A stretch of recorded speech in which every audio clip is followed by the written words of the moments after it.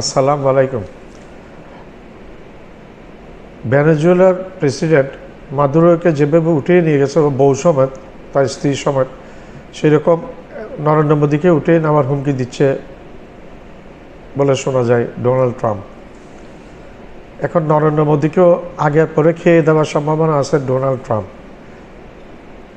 ট্রাম্পের টার্গেটে পড়েছে নরেন্দ্র মোদী। এটা আমার কথা না, এটা বিভিন্ন সংবাদ সংস্থা, বিভিন্ন ইউটিউব চ্যানেলে আমরা দেখতে পাচ্ছি এই ঘটনাগুলো। কারণ নরেন্দ্র মোদী একজন ঘাতক, একজন হত্যাকারী, মুসলিম হত্যাকারী। ওকে গুজরাটে কষায় বলা হয়। 1000 যখন মুখ্যমন্ত্রী ছিল নরেন্দ্র মোদী, তখন গুজরাটে নাকি 1000 মুসলিমকে হত্যা করেছে ট্রেনের মধ্যে আগুন দিয়ে।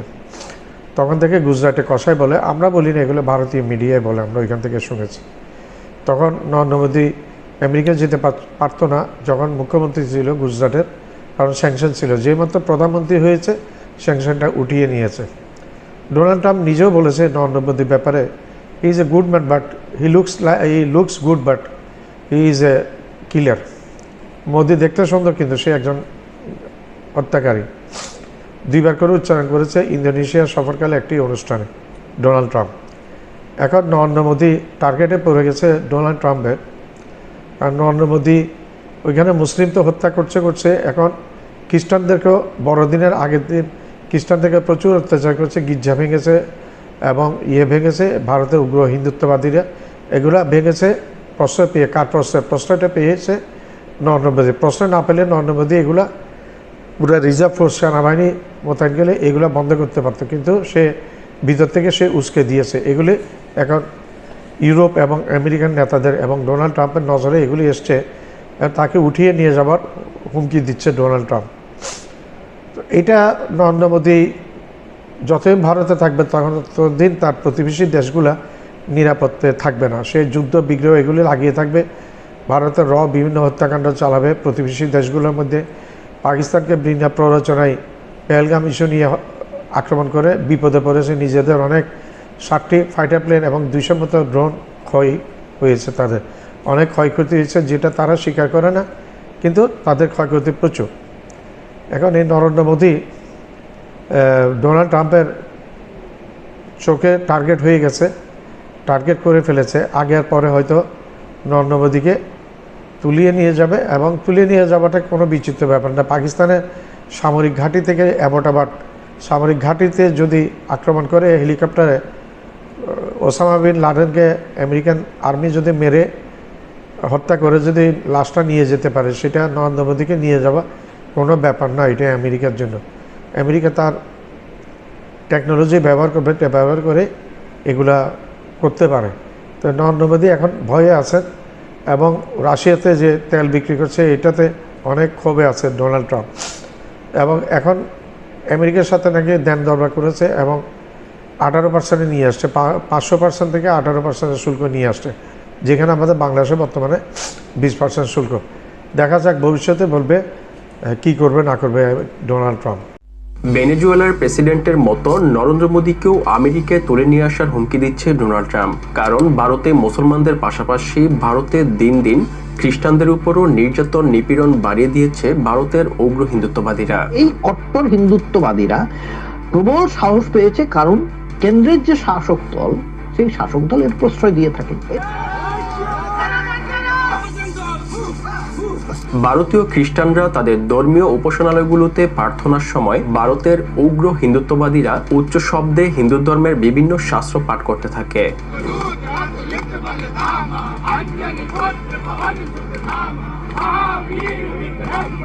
শুধু তাই নয়, ভারতে প্রকাশ্যে খ্রিস্টান ধর্মের ধর্মীয় পোশাক বা জিনিসপত্র বিক্রি করতেও বাধা দিচ্ছে উগ্র হিন্দুত্ববাদীরা।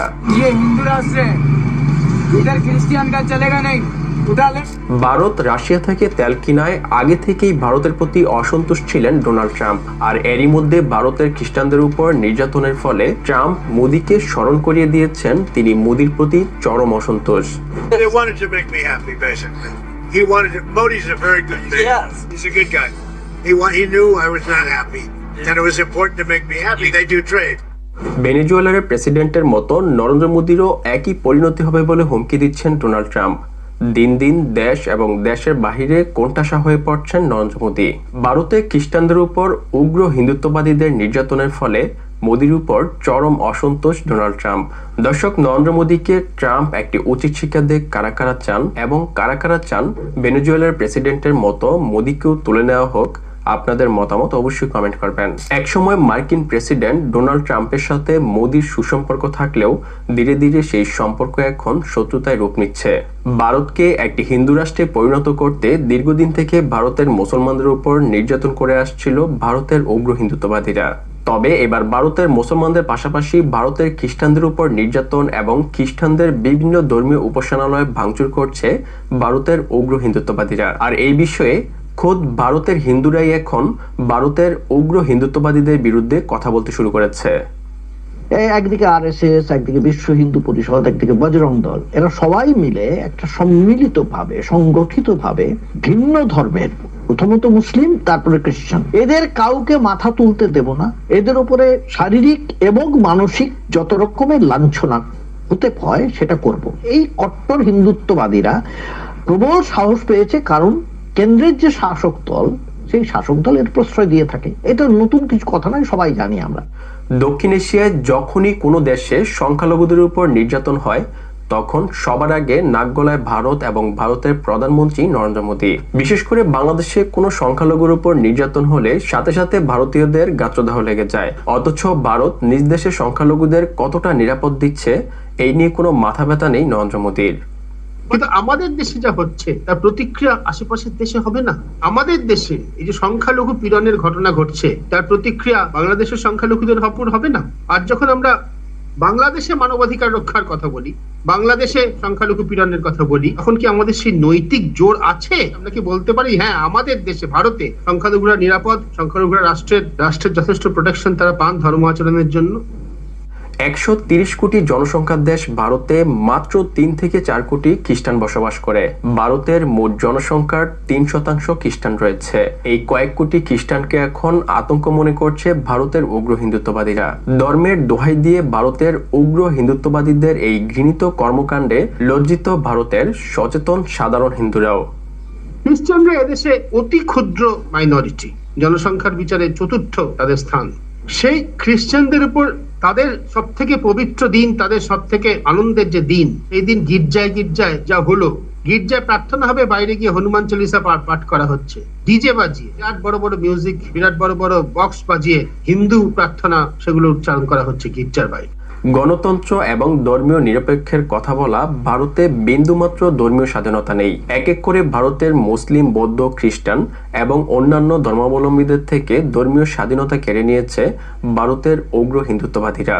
সম্প্রতি সামাজিক যোগাযোগ মাধ্যমের একটি ভিডিওতে দেখা যায় একটি খ্রিস্টান ধর্মের উপাসনালয়ে প্রার্থনা চলাকালীন চার্চের সামনে উচ্চ শব্দে হিন্দুরা তাদের ধর্মীয় বিভিন্ন শাস্ত্র পাঠ করছে।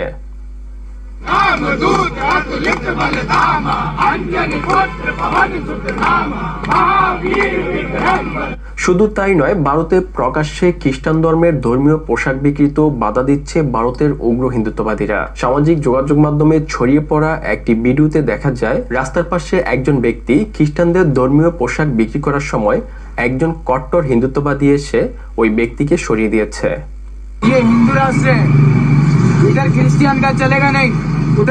ইউরোপ এবং আমেরিকার মতো দেশগুলোতে সবচেয়ে বেশি খ্রিস্টান ধর্মের অনুসারী রয়েছে। খ্রিস্টান ধর্মের অনুসারীদের নিরাপত্তার জন্য সোচ্চার ইউরোপ এবং আমেরিকার মতো দেশগুলো। খ্রিস্টানদের প্রতি ভারতের এমন নির্যাতনের ফলে ভারতের প্রতি দিন দিন অসন্তোষ হয়ে উঠছে ইউরোপ এবং আমেরিকার শাসকরা, যা ভারতের জন্য বড় ধরনের হুমকির কারণ হিসেবে মনে করছে ভারতের সচেতন হিন্দু নাগরিকরা। যেখানে যেখানে মোদী বারবার যান, আমাদের প্রধানমন্ত্রী বারবার যান আমাদের সঙ্গে তাদের সম্পর্ক ভালো করার জন্য, বিভিন্নভাবে বাণিজ্যিক হোক বা দ্বিপাক্ষিক সম্পর্ক, তারা দেখছে সারা পৃথিবীতে যে সমস্ত জায়গায়, বিশেষ করে আমরা দেখি ইউরোপ এন্ড আমেরিকা, যেখানে খ্রিস্টান ডমিনেটেড পিপল সবচেয়ে বেশি আছে, সেখানে কিন্তু ইতিমধ্যেই একটা অ্যান্টি ইন্ডিয়া ফিলিং তৈরি হয়েছে। ভারতের বিরোধী একটা মনোভাব, অ্যান্টি হিন্দু থেকে অ্যান্টি ইন্ডিয়ান পর্যন্ত চলে আসছে। এর চেয়ে দুর্ভাগ্যজনক আর কিছু হয় না।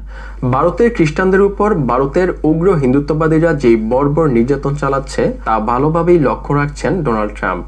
তাই আমেরিকা থেকে হাজার হাজার ভারতীয়কে ভারতে ফেরত পাঠিয়েছেন ট্রাম্প। এছাড়া ভারতের উপর রেকর্ড পরিমাণ শুল্ক আরোপ করেছেন ট্রাম্প। এত কিছুর পরও এখনো মোদির উপর অসন্তোষ বলে পরিষ্কার জানিয়ে দিয়েছেন Trump. They wanted to make me happy, basically. He wanted to. Modi's a very good man. Yes. He's a good guy.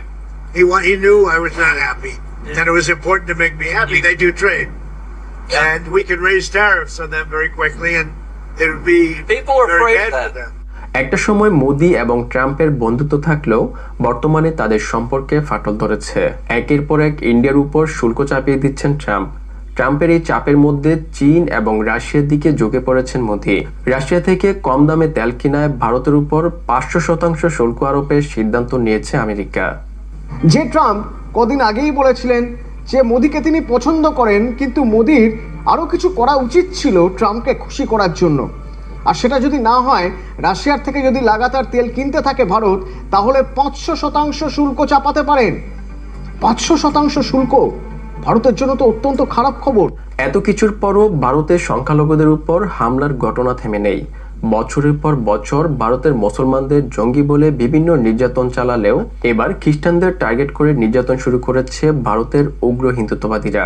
এখন আর গজওয়াই হিন্দ নয়, বরং খ্রিস্টানদের জেহাদি বলে আক্রমণ করছে ভারতীয়রা। খ্রিস্টানদের বিভিন্ন ধর্মীয় উপাসনালয়ে গিয়ে গিয়ে ভয় এবং আতঙ্ক ছড়িয়ে দিয়েছে উগ্র হিন্দুত্ববাদীরা। बाइबल क्या चीज है? ये कहां से मैन्युफैक्चर हुआ है? Just tell me.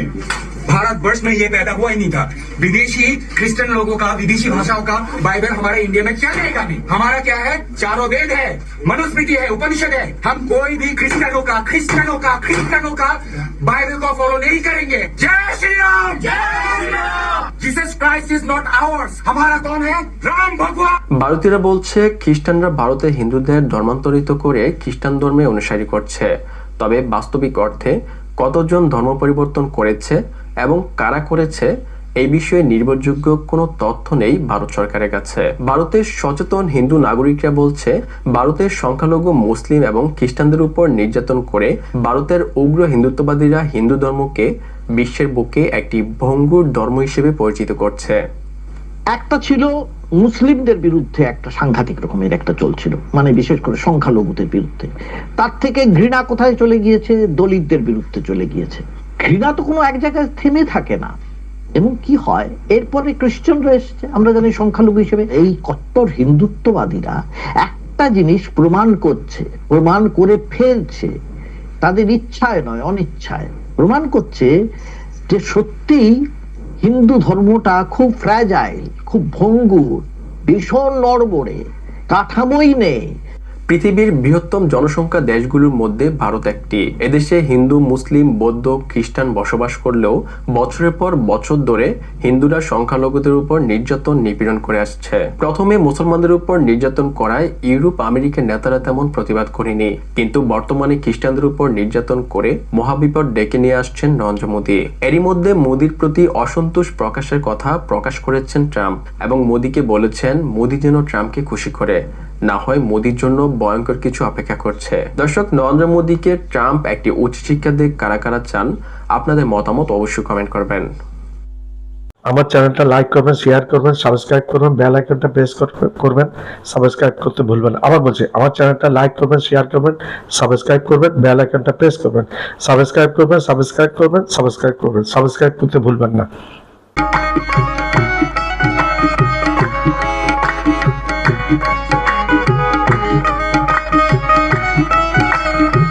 আমার চ্যানেলটা লাইক করবেন, শেয়ার করবেন, সাবস্ক্রাইব করবেন, বেল আইকনটা প্রেস করবেন, সাবস্ক্রাইব করতে ভুলবেন না। আবার বলছি, আমার চ্যানেলটা লাইক করবেন, শেয়ার করবেন, সাবস্ক্রাইব করবেন, বেল আইকনটা প্রেস করবেন, সাবস্ক্রাইব